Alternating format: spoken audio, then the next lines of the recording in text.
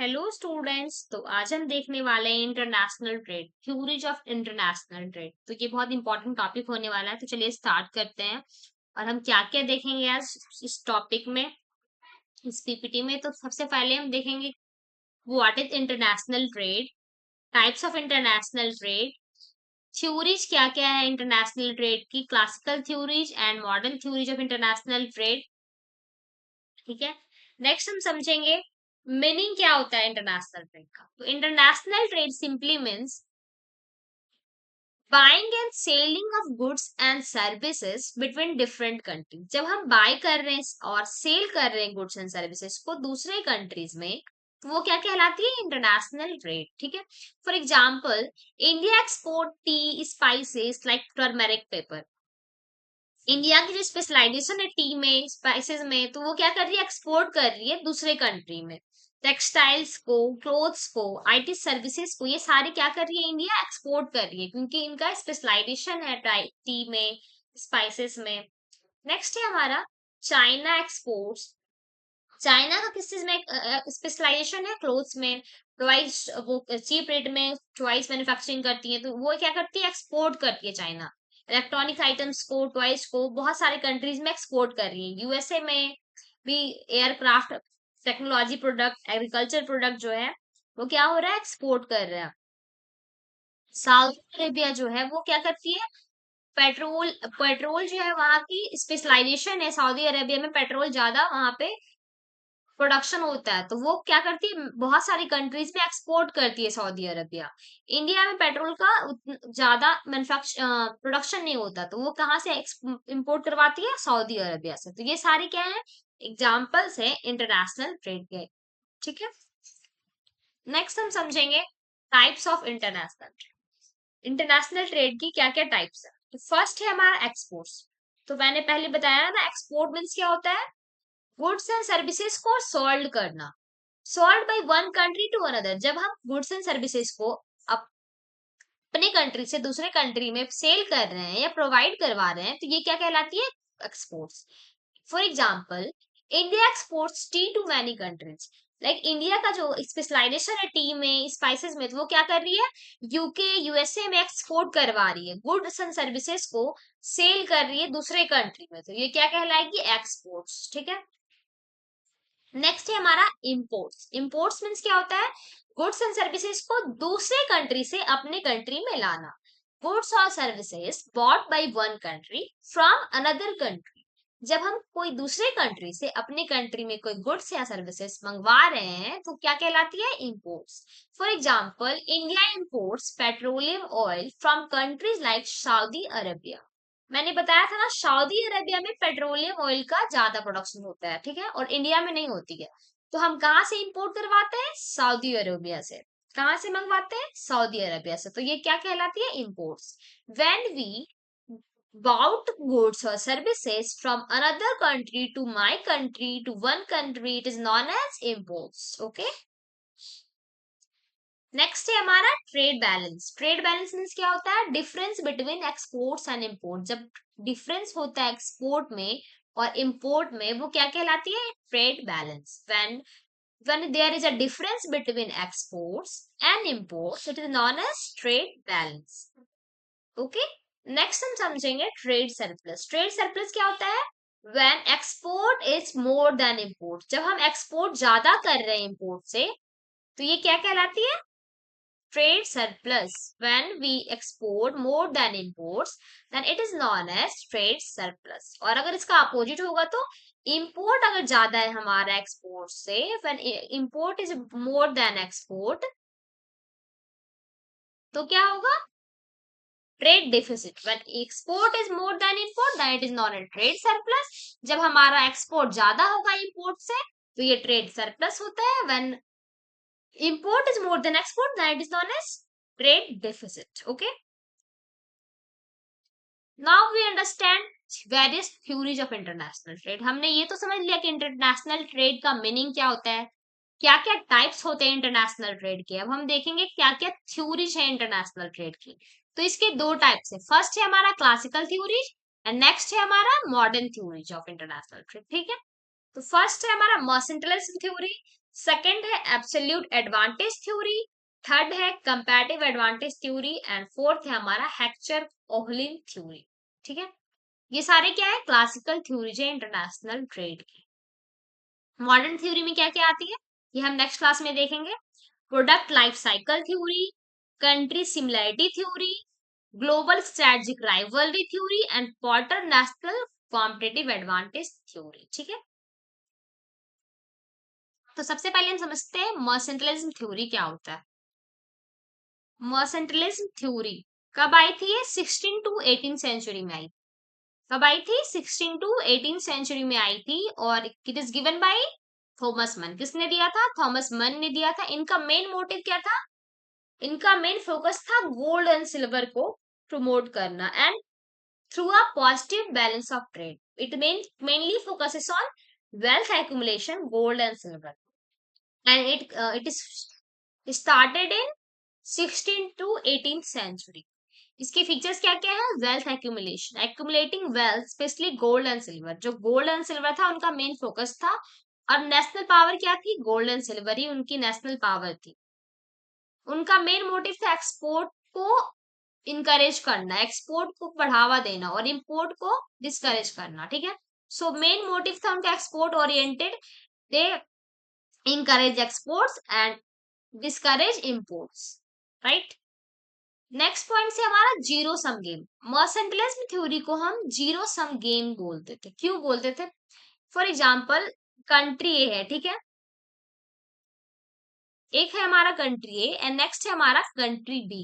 Okay, जब हमारी country A जो है वो ज्यादा एक्सपोर्ट कर रही है, ठीक है, ज्यादा एक्सपोर्ट कर रही है, तो हमारा जो कंट्री बी है वो ऑफ कोर्स कम एक्सपोर्ट करेगी। तो एक कंट्री हमारी क्या हो रही है, विन हो रही है, और एक कंट्री हमारी लॉस हो रही है, लॉस कर रही है।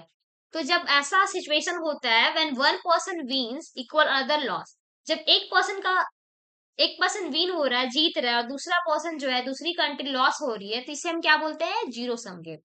तो मर्सेंटलिज्म थ्योरी को हम क्या बोलते हैं, जीरो सम गेम। ओके, इनका गवर्नमेंट का इंटरवेंशन भी होता था। Government play an active role, government active role play करती है मर्सेंटलिज्म थ्योरी में, रेगुलेट करती है, कंट्रोल करती है इकोनॉमी को। नेक्स्ट है हमारा प्रोटेक्शनिज्म। प्रोटेक्शनिज्म मीन्स प्रोटेक्ट करना डोमेस्टिक इंडस्ट्री को, ज्यादा एक्सपोर्ट करना, इंपोर्ट को थोड़ा डिस्करेज करना, टैरिफ ड्यूटीज के अकॉर्डिंग सब्सिडीज देना, ट्रेड बैरियर्स रेगुलेट करना, ये सारी क्या थी, मर्सेंटलिज्म थ्योरी थी। ठीक है, इसकी क्रिटिसिज्म क्या क्या है, लिमिटेड अंडरस्टैंडिंग ऑफ वेल्थ। तो जो मर्सेंटलिज्म थ्योरी थी उनका मेन फोकस था एक्यूमुलेट करना वेल्थ को form of gold and silver. जो गोल्ड एंड सिल्वर थी सिर्फ उनका फोकस सिर्फ उस पे ही था। वो ओवरऑल इकोनॉमिक ग्रोथ को नहीं देख रही थी मर्सेंटलिज्म थ्योरी, वो सिर्फ क्या देख रही थी, गोल्ड एंड सिल्वर पे उनका मेन फोकस था। और protectionism leads to trade wars and limit economic growth. ठीक है, ये था हमारा mercantilism theory. So I hope all you understand. And if you have any doubt, comment down below. Next we understand absolute advantage theory. तो absolute advantage theory होता क्या है वो हम समझते हैं। So absolute advantage theory refers to ability of a country or entity to produce goods or services more efficiently than other using same resources। अब ma'am बोलोगे आप मैम ये क्या बोल रहे हो, मुझे समझ नहीं आया। तो देखो मैं एग्जांपल समझाती हूँ। फॉर एग्जांपल एक कंट्री ए है, ठीक है, और एक कंट्री बी है, ठीक है। जो कंट्री ए है वो 1 यूनिट लेबर यूज कर रही है, ठीक है, एक लेबर ही यूज कर रही है, और कितना प्रोडक्शन कर रही है, 10 यूनिट्स। 10 यूनिट्स वीट प्रोडक्शन कर रही है कंट्री है, ठीक है, और लेबर कितना यूज कर रही है, ओनली 1। ओके, एंड बी जो कंट्री है वो भी सेम यूनिट लेबर यूज कर रही है, वो भी 1 ही यूनिट लेबर यूज कर रही है, बट कितना प्रोडक्शन कर रही है, ओनली 5।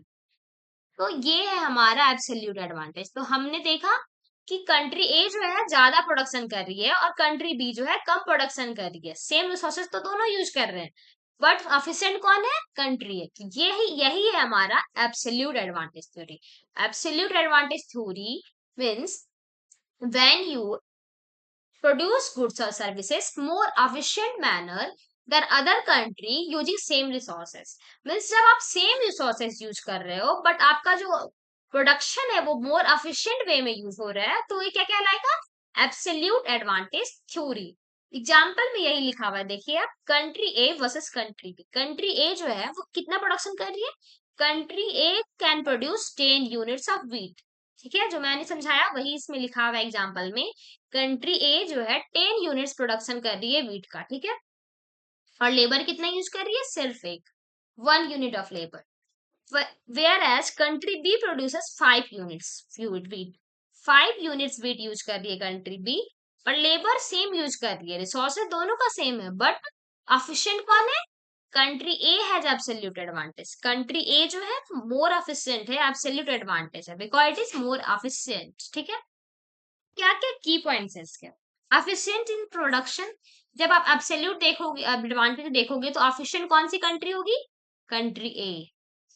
इससे आपका रिसोर्सेज भी कम यूज हो रहा है, less resources, country uses fewer resources to produce same amount of good. जब इसमें आप देख रहे हो ना, कंट्री ए जो है सेम यूनिट तो यूज कर रही है, लेबर का एक ही यूनिट कर रही है, बट ये जो है ज्यादा एफिशिएंट है, तो आपका रिसोर्सेज कम यूज हो रहा है, इससे आपका जो प्रोडक्टिविटी है वो ज्यादा हो रहा है, और आपका जो ट्रेड बेनिफिट्स है वो हो रहा है। तो ये था हमारा absolute advantage theory. I hope you all understand. Next हम समझेंगे कंपैरेटिव एडवांटेज थ्योरी। तो अब आप डाउट मत करना कि कंपैरेटिव एडवांटेज थ्योरी जो है और एब्सोल्यूट एडवांटेज थ्योरी सेम है, तो इसमें दोनों में बहुत डिफरेंस है, तो चलिए समझ लेते हैं। कंपैरेटिव एडवांटेज थ्योरी किसने दिया था? डेविड रिकार्डो ने। किसने दिया था? डेविड रिकार्डो ने। और कब आई थी ये? 1817 में आई थी। ठीक है, तो comparative advantage theory means a country और company should specialise in producing goods. इसमें क्या है कीवर्ड? स्पेशलाइज। उसमें हम क्या देख रहे थे? एफिशिएंट देख रहे थे, कौन सी कंट्री ज्यादा एफिशिएंट है एब्सोल्यूट एडवांटेज में। और कंपैरेटिव एडवांटेज में हम क्या देखते हैं? कौन सी कंट्री ज्यादा स्पेशलाइज है। जैसे फॉर एग्जांपल, जो सऊदी अरेबिया है वो ऑयल, पेट्रोलियम ऑयल में ज्यादा स्पेशलाइज है, तो उनका जो कैपेसिटी कॉस्ट है वो कम होगा। So in this theory we understand that a country और company should specialise in producing goods और services which have lower opportunity cost compare to others. जब हम कंपेयर कर रहे हैं दो कंट्री के बीच में जिसमें हमारा अपॉर्चुनिटी कॉस्ट कम आ रहा है, जो कंट्री स्पेशलाइज इस गुड्स में, उसका उससे हम क्या बोलते हैं? Comparative advantage theory. ठीक है, तो नेक्स्ट हम समझेंगे अपॉर्चुनिटी कॉस्ट। अपॉर्चुनिटी कॉस्ट क्या होता है? ठीक है, एक फॉर एग्जांपल आपके पास एक स्टिक है, ठीक है, 5 स्टिक है आपके पास, ठीक है, उसमें आप कोई एक स्टिक ही चूज करोगे, स्टिक 1 आप चूज कर लिए, बट ये जो 4 स्टिक है यही है आपका अपॉर्चुनिटी कॉस्ट। ठीक है, जब आप जो when you give up when you choose one thing over another, जब आप कोई चीज गिव अप कर रहे हो चूज करने में एक कोई थिंग्स को, वही होता है आपका अपॉर्चुनिटी कॉस्ट। यहाँ लिखा हुआ भी यही है, opportunity cost is what you give up when you choose one thing over another, it is known as opportunity cost. इसमें आप एक तो चूज कर लिए, 4 जो 4 स्टिक्स थी वो आप गिव अप कर दिए, तो यही आपका क्या है? Opportunity cost. ठीक है, मैं सिंपल वर्ड्स में समझा रही हूँ, कोई डाउट होगा तो आप कमेंट करना।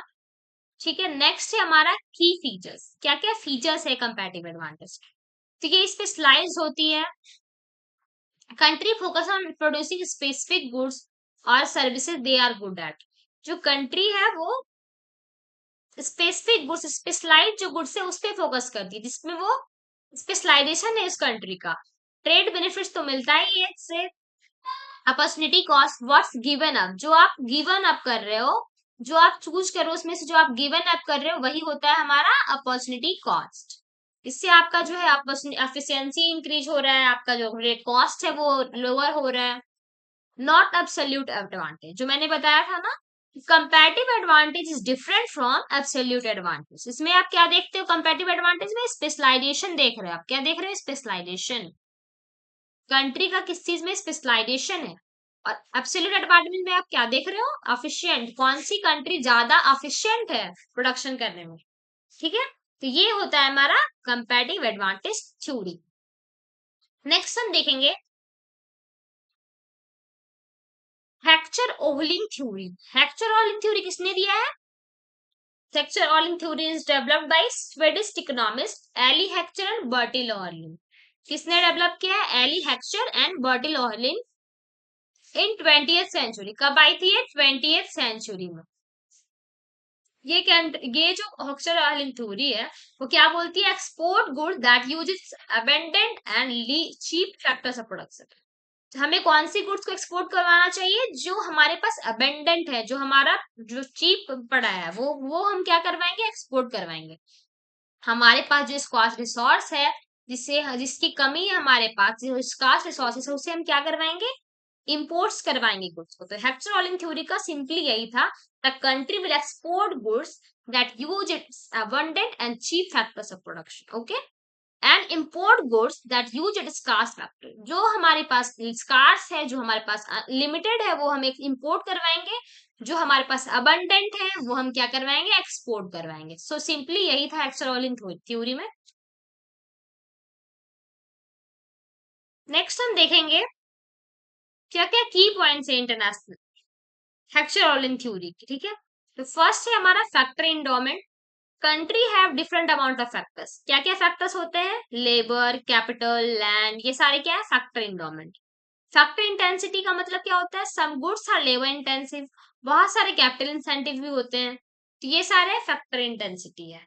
ट्रेड पैटर्न अलग अलग होता है। जो गुड्स हमारे पास अवेंडेंट है उसे हम एक्सपोर्ट करवाएं, जो हमारे पास स्कार्स हैं उसे इंपोर्ट करवाएं।